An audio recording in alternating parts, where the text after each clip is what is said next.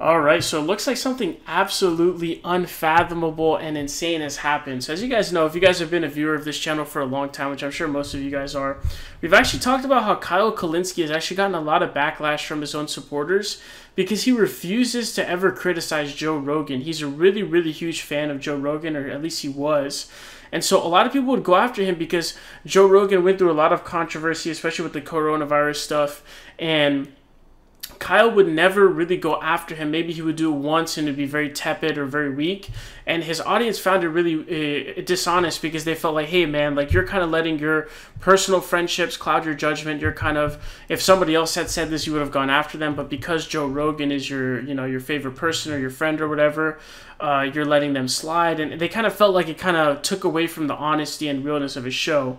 Kyle is not someone who's compromised by monetary engagements, but he is compromised by personal friendships and relationships he has.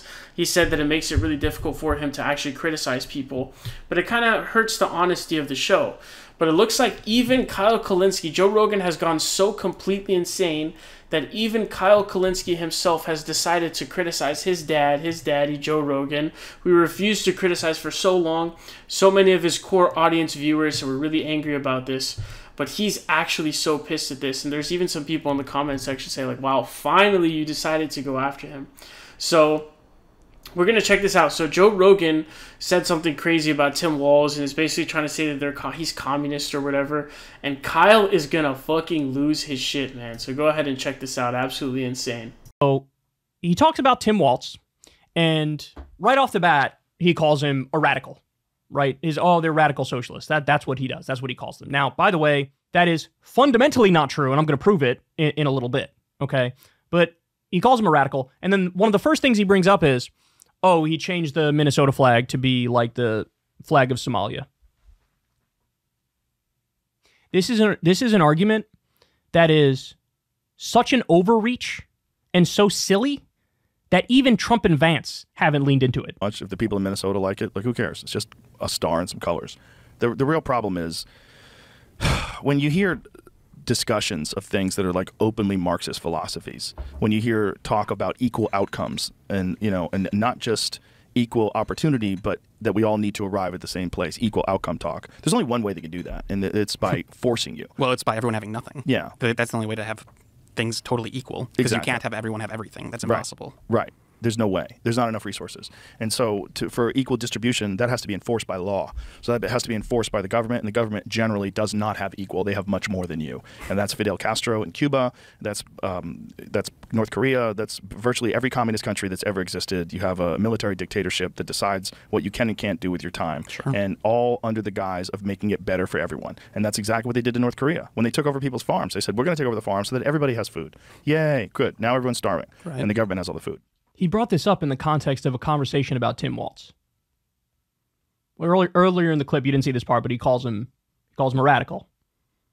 And then this is talking about Tim Walz. Oh, equal outcomes, not equal opportunity. And this is extremist. And this is like Fidel Castro in Cuba. And this is like Kim Jong Un in North Korea. There was a time when Joe Rogan supported Bernie Sanders. Tim Walz, his policies are the same as Bernie Sanders. He is a social democrat. Now, this isn't conjecture on my part. This isn't opinion on my part. This is a stone cold fact. The idea that you would compare a guy like Tim Walz to Kim Jong Un of North Korea. Kim Jong Un of North Korea, the defining characteristic of that man is authoritarianism. What's the main talking point Tim Walz keeps coming back to on the campaign trail? He says, in Minnesota, we believe in the golden rule. Mind your own damn business. You might make a different decision than me, but I'm not going to get involved in your personal life, and you shouldn't get involved in my personal life. This is Joe Rogan 101 type shit. This is shit he says all the time. By the way, let me just say to Joe Rogan, for the love of God, Joe, don't look at right-wing Twitter and look at Fox News or whatever, right-wing echo chamber you're hearing, and take what they say at face value and just run with it. Oh, he's radical. Oh, he's a socialist. Oh, let's compare him to tyrants and authoritarians and dictators around the world. Listen to what he says, but more importantly than that, See if his record lines up with what he says and what he's actually in favor of. So for the 312th time on this show, I now bring you what... Okay, so I can't show you the entire video there, but I would just recommend to go watch the whole thing. I spliced some of that up for you. But there's a lot more of that video to look at. And you can see the kind of most direct things that he says towards Joe Rogan. He kind of says like, hey, like you're in a right-wing echo chamber. You're kind of just watching this stuff in whatever right-wing Twitter you're in or Fox News or whatever you're looking at. Seems to be the biggest thing. So he seems to be attributing it to him being kind of in this echo chamber, only watching that stuff. Now, if he is doing that, which he likely is, it's due to his own choice. So he's choosing to do it. It's not like he's a victim of some echo chamber. He's sort of a decision maker of being in that echo chamber. So I wouldn't put him in a position where it's like, oh man, the poor guy is just falling into this echo chamber, which I don't know if that's what he's doing here or not. But that's kind of the biggest thing. And then he brings back to the sort of 2020 support for Bernie Sanders, right? So that was obviously the huge thing. And, you know, he seems to be, Joe Rogan seems to be weirdly obsessed with communism at this point. I think that, I guess there's this thing once you start getting a lot of money and start getting really rich, like he's insanely rich. It looks like, if you look it up online, his reported net worth is like $200 million, which is an insane amount of money, right? That puts him at like Eminem levels of rich, or like, you know, that kind of rich. Definitely pretty high level in terms of how rich he is, especially for just a podcaster. But so I think he's getting like weirdly sensitive over it and getting like weirdly paranoid. He's having like kind of like Stalin level paranoia over communism because he has so much money of his own to protect. And so I think that that's kind of why he's starting to go crazy over this. But I can't believe, and his reaction was kind of legitimate in terms of like him having that reaction of talking about like describing communism or I don't know, some kulak type of stuff of like, oh, whatever, the farms and whatever, in response to Tim Walz is crazy because Bernie Sanders makes Tim Walz look like a baby. Seriously, he really does. And this is the thing, like Tim Walz is not as progressive as Bernie Sanders. He was able to get more stuff done in terms of kind of those kinds of things, but that's just because of a result of the position that he was in, right? He had a majority in the legislature. But I don't think he's ever uttered the words Medicare for all before. I don't think he supports free college for everybody. I don't think he supports a federal jobs guarantee. Like, these are the things that made Bernie Sanders the most progressive person, right? So Bernie Sanders makes Tim Walz look like a baby. Joe Rogan was supportive of Bernie Sanders and all of this stuff. And so you kind of have to wonder what ended up happening to Joe Rogan in terms of what the flip was caused by. Was he ever sort of a progressive? Because he definitely had like that progressive arc in like 2018 to 2020. But I don't know what ended up happening to him. And again, I don't know if he ever had any kind of opinion at any point. He's kind of a bit of a shapeshifter and he just kind of goes all over the place. So, you know, he just kind of sprays whatever stuff he has all over your face and just, you know, all the time, right? And so does he even have any ideas what ended up happening? But now it's clear he's rich as fuck. And so now he has these weird fever dreams about communism, which is hilariously stupid. But again, it just shows how out of touch he is. And again, Tim Walz is a baby compared to Bernie Sanders. I know we like to get really hype and sensationalist over everything. He's never said anything about Medicare for all, to my knowledge. I don't think he supports a federal jobs guarantee, any of these kinds of things. These are like the really progressive, hardcore progressive positions. And it's just none of that. So you have to ask yourself what ended up happening to Joe Rogan. Kyle also think in this clip, and I don't know if I included it in the video or not because there's just so much of it, but he talks about how like, oh, and I would think that Tim Walz or that Joe Rogan is in favor of giving like, you know, kids free meals, for example, because that kind of is the big thing that Tim Walz has been advertised on, is his support for you know, kids in schools to have free meals so they're able to eat, right? And I'm not sure Joe Rogan would even support that, to be honest. I think Joe Rogan has become so obsessed with communism at this point because he's so rich. He probably has moved backwards on any positions that he supposedly was progressive on. And again, he throws out kind of weird bones here to kind of throw you off because he doesn't want to get... Nobody wants to get pigeonholed anymore. I think we're entering the kind of anti-pigeonhole era. Like, there's even like a lot of content creators and stuff who are kind of separating themselves from Donald Trump, right? So I think like people want to stay in their own lane, where the problem becomes is if you get too tied to the nuts of someone like that, like if you look at like a Graham Elwood whose entire channel was based off Jimmy Dore's audience, you know, once he turned on Jimmy Dore, his entire audience turned on him and he had none left. So nobody wants to be in a position where you're entirely just beholden to someone else's audience, because then you can't, you know, do anything. And so Joe Rogan doesn't want to be like anybody super into, you know, Trump's camp or whatever, because then he can't say anything bad about Trump. And though I personally do firmly believe, I really do think that he's more favorable or sympathetic towards Trump than he's willing to let on. That's just my personal opinion. I think he was really excited when Biden had, lost Texas or whatever it was in 2020. And I think that he definitely wanted Biden to win in 2020 for sure. So, or not Biden, sorry, Trump, I mean, my bad.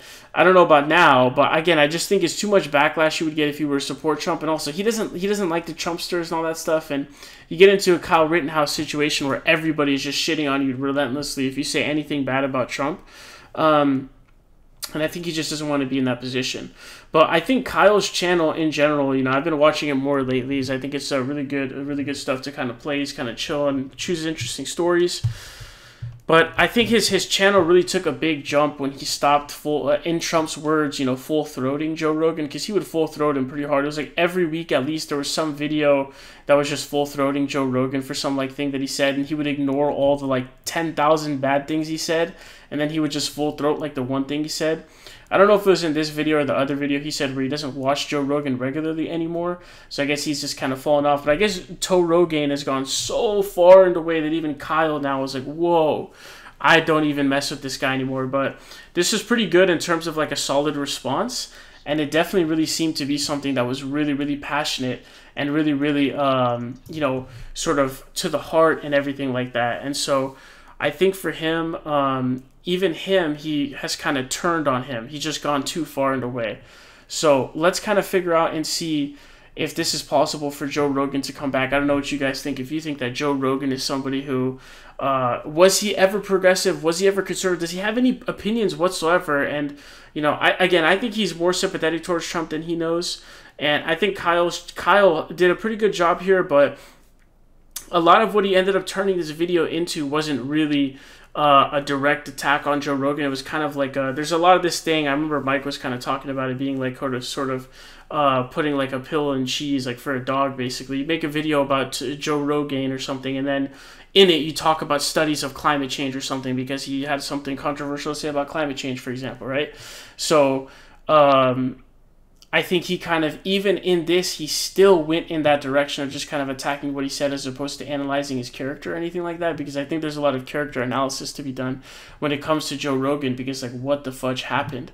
I would have liked to have seen more about it, but still a really good response, and he's definitely very angry. I don't know if his love for Tim Walz runs that deep, but yeah, so Kyle really going off on Joe Rogan, which is really crazy. And some of the comments, if you read the comment section, it'll be like, oh man, we already knew he was brain dead, everybody else knew it, and oh, finally Kyle is going off on him. So definitely a long time coming for Kyle. Good to see. Would have liked to have seen even more character analysis, because I think Joe Rogan's character is very flawed. He physically looks like complete shit too. You can look at his face. He's just become a very dishonest sort of creature, and just an extremely rich sort of communist, paranoid, sort of fraud, liar, piece of dog shit, basically. He even has the fake sign behind him where all of a sudden he's this lumberjack now, where there's a loser grift that Tucker Carlson is doing to the Tucker Carlson encounter, and he's got a bunch of wood, a bunch of sort of wood themed stuff, or being a lumberjack or whatever. Joe Rogan's a fucking loser, man. So I guess even Kyle is at this point man. But his channel has gotten a lot better ever since he stopped full-throating Joe Rogan. And for anybody who watches the channel, definitely let me know if you've noticed a change, or if you feel like his channel's gotten better ever since then. Were you somebody who's annoyed by it? Definitely let me know down below in the comment section. Let me know your thoughts in general. I'm curious to hear them.